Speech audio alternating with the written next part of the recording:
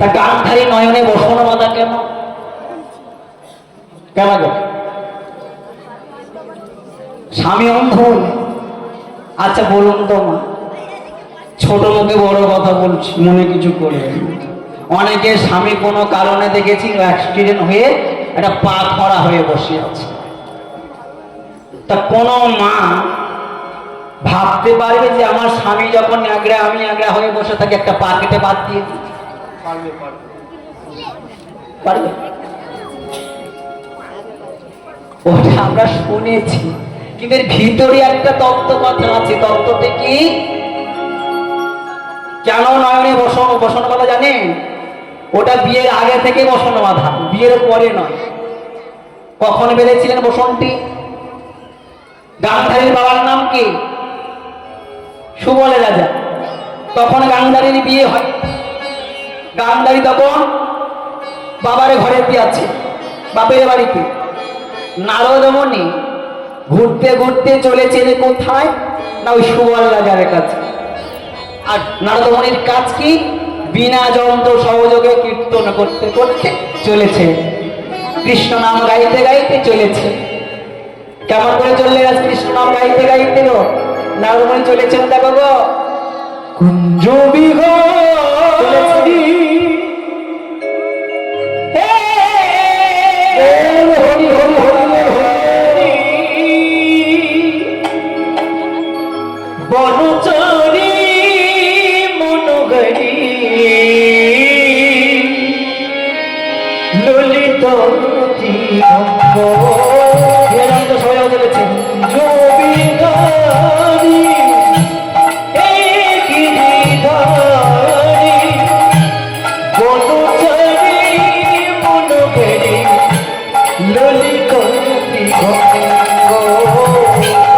কুঞ্জ বিহারী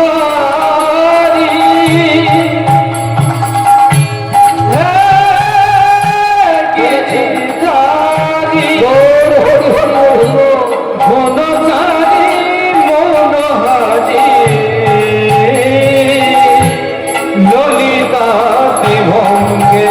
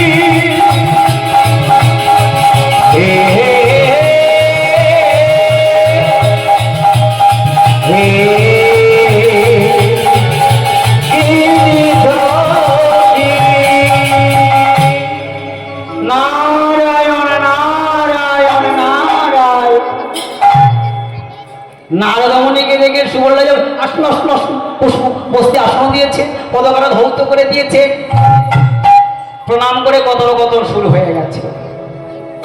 ঠিক এমন সময় দুজনে কথা বলতে বলতে নারদ মুনির চোখে একটা জিনিস দেখতে পেলেন। কি? তখন গান্ধারীর বিয়ে হয়নি তো, গান্ধারী ঘোরাঘুরি করছে। এই দেখে নারদ মুনি প্রশ্ন করলে, আচ্ছা মহারাজ একটা কথা জিজ্ঞাসা করব। কি কথা? না আপনার কি রাজ ভান্ডারে টানাটানি পড়ে গেছে? বলে কেন? হঠাৎ রাজ ভান্ডারে টানাটানির কথা এলো? বলে না, দেখতে পাচ্ছি একটা বিবাহযোগ্য কন্যা ঘোরাঘুরি করছে, বিবাহ দেননি কেন? একটা বিবাহযোগ্য কন্যা ঘোরাঘুরি করছেন, বিবাহ দিচ্ছেন না, তাই বলবো না কি করবো যে রাজ ভান্ডারে টানাটানি পড়ে গেছে। সুবলরাজা কিছুক্ষণ চিন্তা করার পর বলে বললেন, মুনিব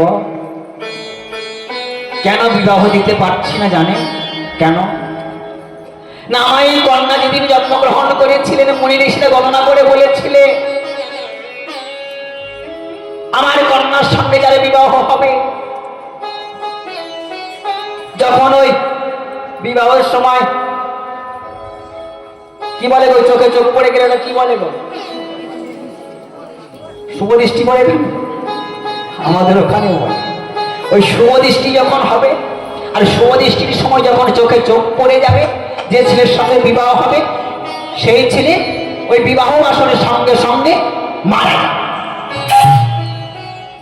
ভয় পায়, তাই ভয় পাই আমি বিবাহ দিতে, কার সর্বনাশ করবো আমি, পারবো না, তাই আমি ভয় পাই, তাইতে বিবাহ দিতে পারছি না। এবার নারদমুনি মনে মনে চিন্তা করছেন, সর্বনাশ আমিও তো বলে বিপদে পড়লাম। নারদমুনি অনেক চিন্তা ভাবনা করে বলছেন, মহারাজ একটা কথা বলবো। বলে কি কথা? বলে মনে হয় দোষটা কাটালে কাটানো যেতে পারে। বলে কেমন করে? বলে মনে কিছু করবেন না তো? বলেন না, বলে ফেল।